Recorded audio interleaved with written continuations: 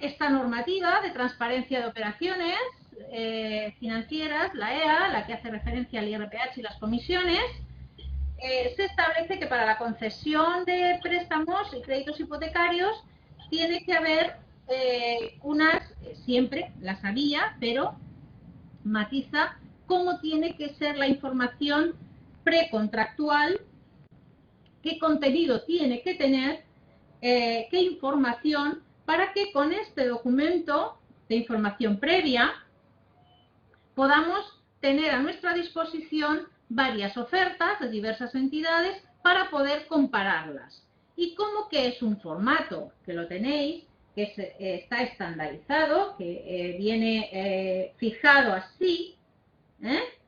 Es fácil de comparar. Si todas las entidades respetan este formato, es fácil de tenerlo de una entidad, de dos, de tres, y hacer lo que desde ADICAE siempre se os dice: ir a diversas entidades, coger la información previa, y así podréis comparar lo que ofrecen las diversas entidades para poder decidir cuál es la propuesta que más os conviene. Entonces, tratando de hacer un poco, de buscar un poco de información en las entidades, os había propuesto, os había enviado información de 4 entidades. 3 de ellas que respetan esta información previa, se llama Ficha de Información Precontractual, CIPRE, que cuando encontraron el nombre de la marinera, ¿vale? Pensar que esta información la tienen que tener accesible para vosotros en cualquier momento y que tiene que estar colgada en la web. Si tienen web, tienen que tenerla colgada en la web.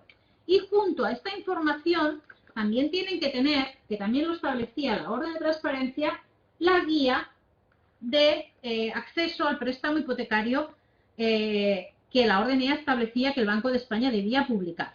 Aquellos que os guste leer, es una guía muy amena y con toda la información relativa a préstamos, conceptos, etc.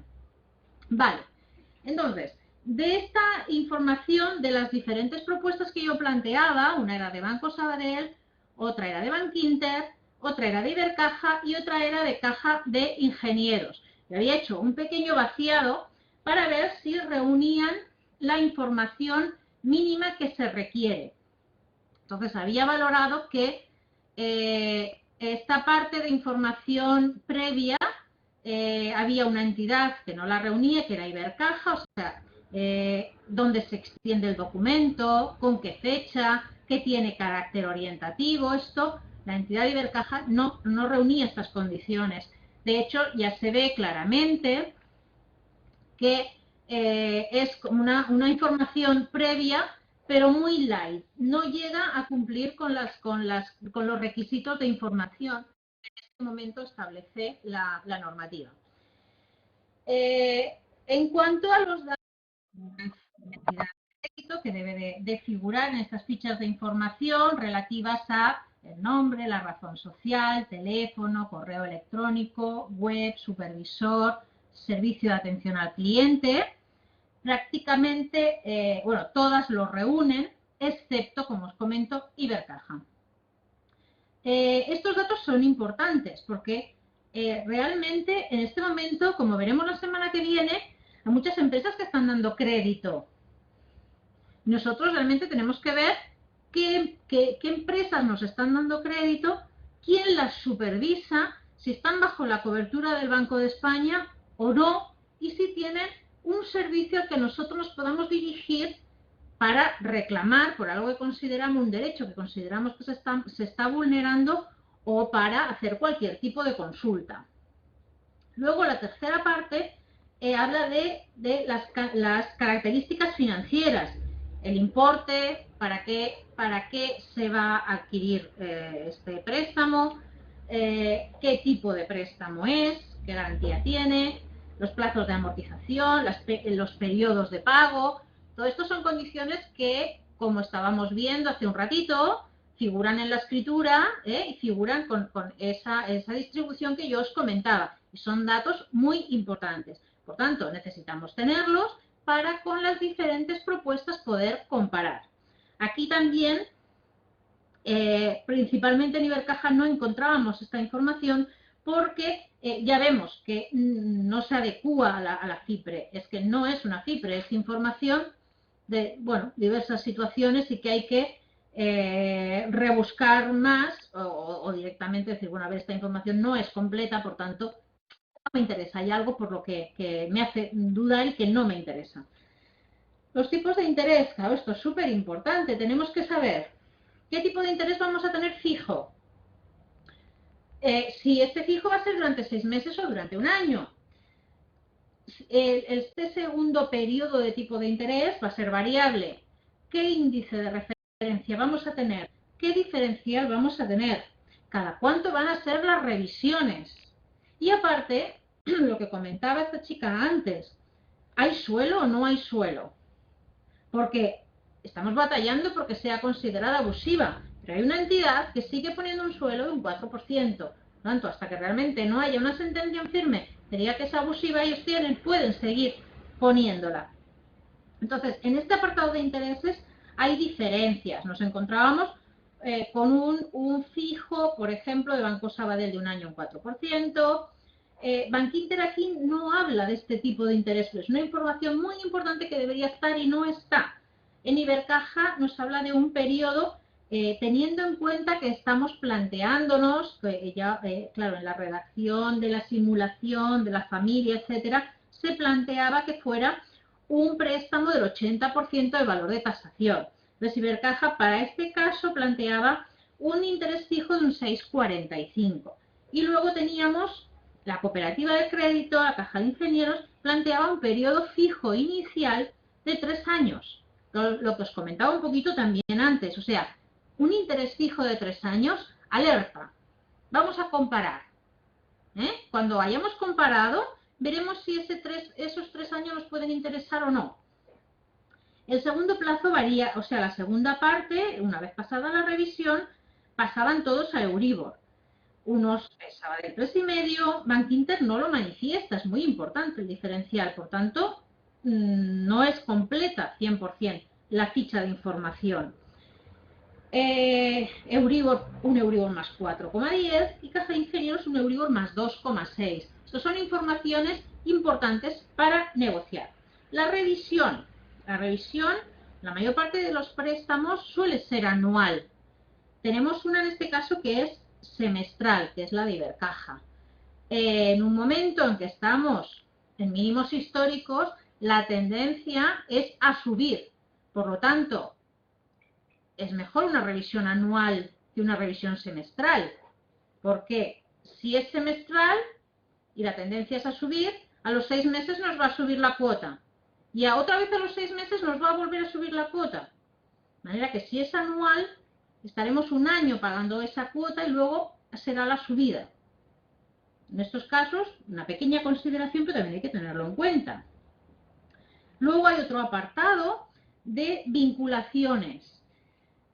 La entidad nos dice, bueno, yo te lo doy, pero tienes que tener aquí este producto, este o este. O, de acuerdo, yo te doy el préstamo, pero te voy a bonificar, te voy a reducir este diferencial en función de la cantidad de productos que tú contrates conmigo. ¿Vale? Y en este caso, Banco Sabadell pedía 4 vinculaciones. Bankinter no indica, pero seguro, o sea, dice que sí, pero no indica qué vinculaciones ni cuántas, ni de Caja no se indica, y en la Caja de Ingenieros establece que únicamente 2 vinculaciones. Ambos, bueno, todos, prácticamente todos, menos Caja y de Caja, hacen una previsión de lo que pueden costar la tasación, las comisiones de registro y de gestión. También hay un indicador que tiene que estar claro en todos los préstamos y es la TAE. La TAE, aunque no la entendamos demasiado, es un tanto por ciento que nos indica cuánto nos cuesta en porcentaje el préstamo. Y ahí se incluye el capital que nosotros pedimos, pero también se incluyen las comisiones y los gastos que tiene aparejados. Entonces, a la hora de comparar, la TAE es importante porque nos permite ver con qué entidad nos vamos a poder ahorrar un dinero. En este caso, Sabadell y Caja de Ingenieros mantiene el orden o la información que establece la normativa. Bankinter es más oscura, hay que realmente leerlo bien para entenderlo. Ibercaja no lo indica, por lo tanto, Ibercaja en estas fases de información, se puede reclamar perfectamente y trasladar a consumo que no está actuando correctamente. En cuanto a las amortizaciones anticipadas, a ver, todas las entidades plantean una comisión para amortizaciones totales, amortizaciones parciales. Y relativamente son claras en todos los casos. Pues una vez analizado todo esto, teniendo en cuenta los tipos de interés y las vinculaciones, a ver, por un lado dejando al margen que hay una entidad que no nos ofrece toda la información, que es Ibercaja, lo cual ya nos obliga, si queremos información, a ir a la oficina y negociar cosa por cosa con ellos.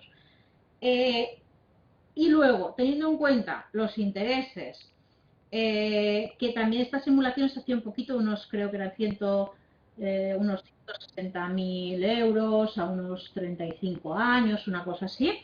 Teniendo en cuenta los intereses y las vinculaciones, podíamos ver claro que el periodo de interés fijo que nos daba un interés menor era la Caja de Ingenieros, a pesar de que este interés fijo iban a ser 3 años, porque Sabadell ofrece un 4 durante un año, Ibercaja un 6,45, Caja de Ingenieros un 3,5. Teniendo en cuenta únicamente este primer año, que mejor condiciones da es Caja de Ingenieros. Pero si luego nos vamos a cuando ya es variable, el Sabadell nos da Euribor más 3,5, con lo cual, teniendo en cuenta que el Euribor 0,50, redondeamos, se pagaría un 4. En Bankinter no sabemos cuál es el diferencial, por tanto no podemos hacer este cálculo. Y en Ibercaja están hablando de que es un Euribor más un diferencial de un 4,10 más un 0,50 sería un 4,60. Y en la Caja de Ingenieros es un 2,60 más un 0,05, es un 3,10. O sea, aún manteniendo que Caja de Ingenieros es un 3,5 durante 3 años, una vez se ha pasado a esta revisión variable, en todos los casos, durante esos otros 2 años, se estaría pagando como mínimo un 4%. Por lo tanto, aún teniendo en cuenta que es 3 años de fijo, se estaría pagando un 0,5 menos. Y teniendo en cuenta que las revisiones, la tendencia es al alza. Si aquí tenemos en cuenta que no hay suelo y que las vinculaciones son únicamente contratar 2 productos que además son habituales, como son el seguro de vida y el seguro de hogar, de toda esta información extraemos que la mejor oferta, la que es más clara y la que reúne, o sea, la que nos puede permitir ahorrar o gastar menos en esta hipoteca es la de la Caja de Ingenieros. Vale, una vez hemos hecho esta valoración, ¿qué debemos hacer? Entonces ya directamente vamos a esta entidad y decimos, mire, quiero una hipoteca. He visto su información, la quiero por tal cantidad y entonces la entidad te va a decir, bueno, te la puedo conceder, tráeme pues los ingresos que tienes, de uno, de otro, los titulares, y ellos piden toda la documentación que necesitan para que su departamento de riesgos valore si esa operación es viable o no es viable para la entidad. Y una vez se ha valorado si es viable o no es viable y la entidad la concede, la siguiente documentación que la entidad nos tiene que dar es otro documento que os adjunté, que es la ficha de información personalizada. Este documento es una matriz, ¿vale?, que está sin rellenar los datos, pero que es importante que le echéis un vistazo para que veáis también cómo está estructurado este documento. La entidad nos va a dar este documento personalizado con nuestros datos, con nuestra información, la información de nuestra hipoteca. Una vez que ya está consolidada esta operación y que está aceptada, les vamos a pedir este mismo documento y les vamos a decir que queremos una oferta vinculante. Entonces, la oferta vinculante es este mismo documento al cual la entidad le va a añadir que es una oferta vinculante y los plazos, el plazo de validez que tiene esta oferta vinculante. Y con esto nosotros sabemos, que también lo pone, que tenemos derecho a ir a la notaría en los 3 días anteriores a la firma del contrato para revisar que esta oferta vinculante concuerda exactamente con las condiciones que tiene el préstamo que firmaremos en la notaría. ¿Vale? Esta es la mejor garantía de que se debería de hacer todo el proceso a la hora de que queremos contratar, en este caso una hipoteca. Pero son los pasos que son necesarios para contratar cualquier tipo de producto o servicio. ¿De acuerdo? Vale, pues yo creo que por mi parte todo el contenido que estaba previsto para hoy más o menos está dado. Entonces, vuelvo a daros la palabra por si queréis comentar alguna cosita. Venga.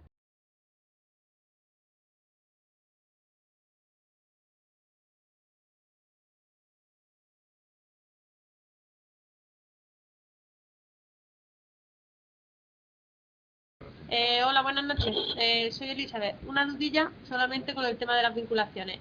Respecto al seguro de vida, no es obligatorio por ley.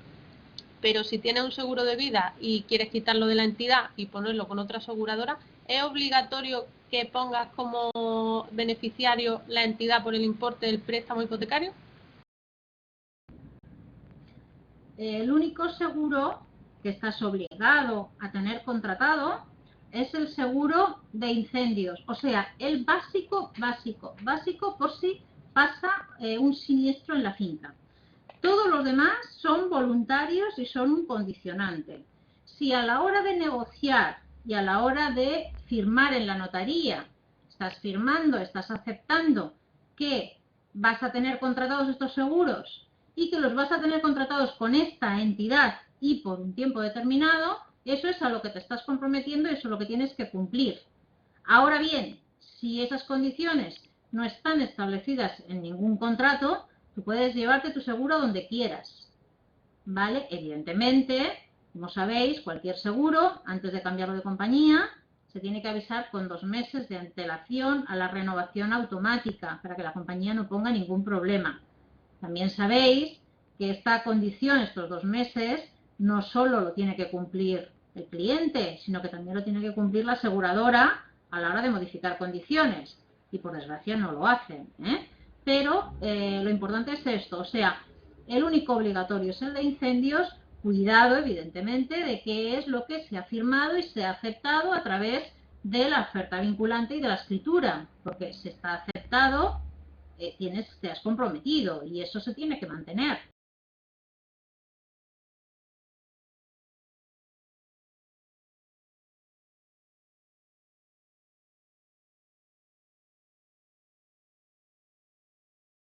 Hay una pregunta. Sí. Hola, buenas tardes. Mira, yo quería hacerte una consulta concreta. Ayer estuve en el Banco Inter y preguntando por la hipoteca que han puesto. Entonces, en una de las condiciones ponen el tipo de salida del primer año 3,90 TIN, yo no lo había visto nunca. Entonces, bueno, en su momento no me sabían explicar qué era y me han mandado un mail que ponía tipo de interés el primer año, incluyendo un seguro de protección de pagos de 5.000 euros que tienes que pagar. Entonces, no lo entiendo muy bien, por si sabías algo y nos podías aclarar. Con el tema de la TAE y de la tasa, en muchas ocasiones las entidades, para enmascarar el tanto por ciento, lo que hacen es no establecerte la tasa anual, sino la tasa mensual. Entonces esta tasa mensual sale muy bajita y eso se tiene que multiplicar por 12. Y luego lo otro que planteabas es el seguro de protección de pagos. El seguro de protección de pagos es un producto vinculado que tú puedes aceptar o no. Evidentemente, lo que no deberías aceptar es un seguro de este tipo de un pago único. Entre otras cosas, porque la entidad, y así lo reconoce el Banco de España, tiene la obligación de presentarte un seguro que tú puedas pagar anualmente. Entonces, si ellos te presentan un seguro de carácter anual, a ti no te interesa y prefieres hacer un seguro de prima única, puedes hacerlo, pero no deberías aceptarlo. O bien negociarlo, o que sea de carácter anual. Dos consideraciones en este tipo de seguros. Primero, son cantidades elevadas que a más se incluyen al capital que a ti te van a dar. Por lo tanto, por esos 6.000 euros tú vas a estar pagando intereses 20 o 30 años. ¿Vale? Y luego, por otro lado, este tipo de seguros tiene muchas exclusiones. Entonces, antes de firmar este tipo de seguros de protección de pagos o de protección de desempleo, hay que ver muy bien qué coberturas tiene, qué vas a tener que pagar, pero también qué exclusiones tiene, en qué situaciones no vas a quedar cubierta, ¿vale? Hay mucho contrato de seguro de este tipo que únicamente cubre despidos improcedentes. En este momento no hay apenas despidos improcedentes porque hay, bueno, mucho contrato y te permite pues despedir o contrato de obra que no es como antes, no hay apenas despidos improcedentes. Evidentemente no es un producto tampoco adecuado para funcionarios. Entonces son cosas a tener en cuenta para negociar con ellos o para valorar con otra entidad si te conviene esta u otra. ¿Vale?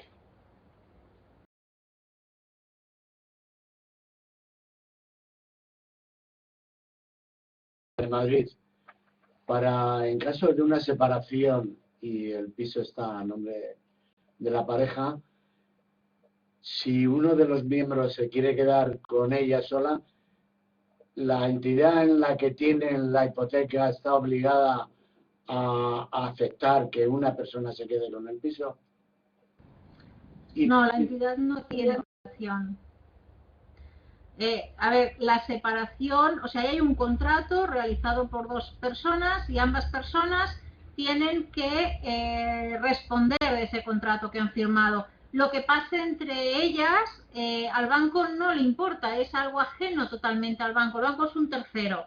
Entonces, entre ellos van a tener que resolver quién se queda con la propiedad del piso y quién se queda con la deuda.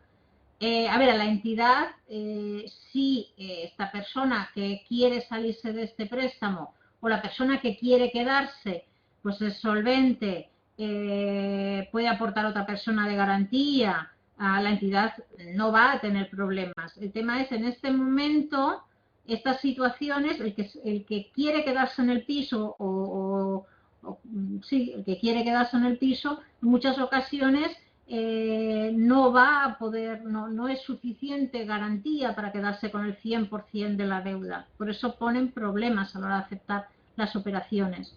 No, son cosas a negociar mucho antes y a tener en cuenta a la hora de la separación y de decidir quién se va a quedar con el 100% de la propiedad. Evidentemente, al que se queda con el piso, le va a dar igual que el otro esté o no esté, porque si llega el problema de que no pague, buscar a la persona a los deudores van a ir a por los dos. El tema es aquella persona que se va del piso, que no se va a beneficiar del piso porque ya no es propietario, porque se ha resuelto el tema de la propiedad, que además no pagan y está disfrutando de él. Entonces, esta persona le interesa muchísimo dejar esto resuelto en la separación.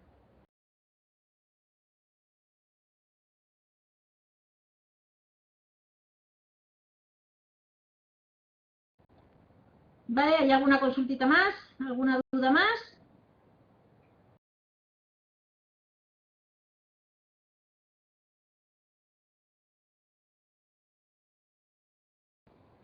Bueno, pues si os parece y no hay ninguna duda más, cerramos, que ya es hora, ¿no? Venga, pues muchas gracias a todos por la asistencia. Adiós. Buenas noches.